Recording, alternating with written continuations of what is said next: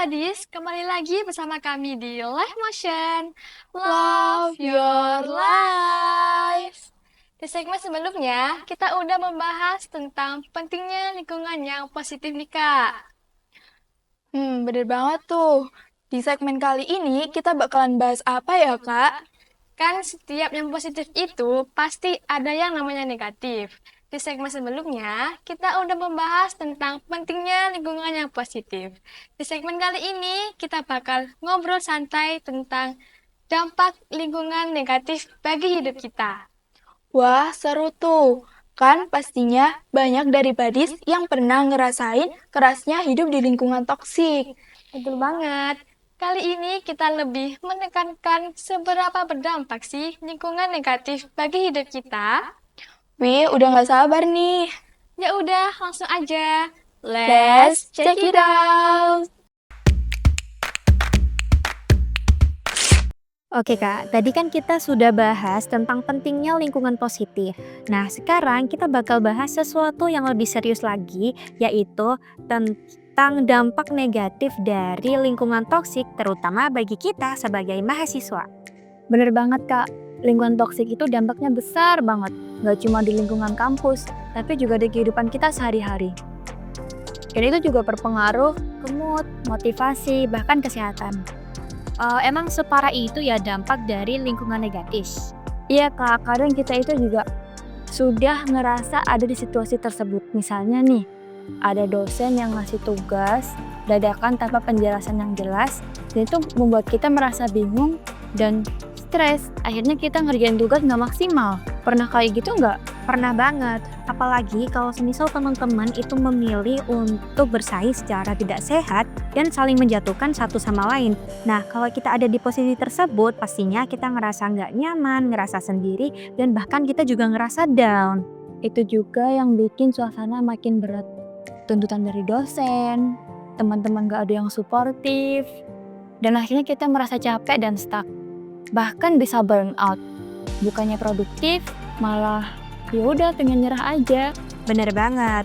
Bahkan dari pengalaman aku sendiri, lingkungan yang toksik itu bukan hanya buat kita malas berangkat ke kampus, tapi juga berpengaruh di kehidupan sehari-hari, seperti emosional yang tidak stabil, kita lebih sensitif, mood swing, dan rasanya tuh kayak pengen marah terus.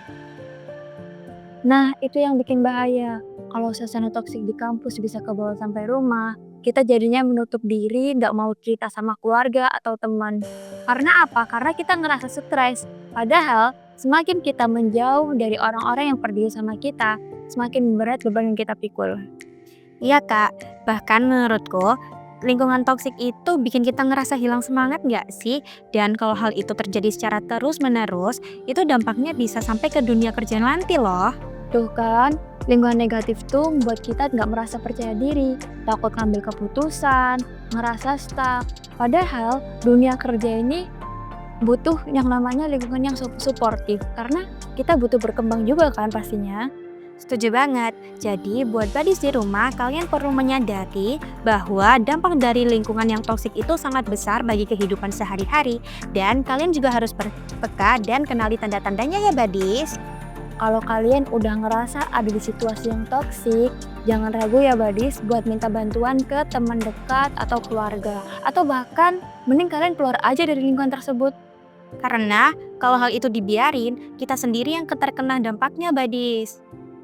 Intinya, jangan remehin lingkungan yang toksik, jaga kesehatan mental, dan hindari lingkungan yang membuat kalian tertekan. Tetap jaga diri, jaga mental, dan jangan biarkan lingkungan negatif mempengaruhi hidupmu. Ayo kita sama-sama membangun lingkungan yang positif dan jaga kesehatan mental. Nah, gimana nih Badis? Setelah mengetahui situasi di lingkungan positif dan negatif, serta tips menciptakan lingkungan yang lebih sportif, Wah, jadi nambah pengetahuan dan membuka pikiran kita untuk selalu berbagi energi yang positif. selain itu, Badis juga bisa loh nerapin tips tadi di kehidupan sehari-hari dan lingkungan sekitar. Bener banget, Kak. Oh iya, nggak kerasa kita udah berada di segmen yang kedua. Setelah ini, kita bakalan memasuki segmen yang ketiga.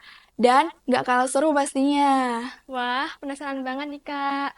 Stay tune ya, Badis. Tetap di Live Motion. Love your life.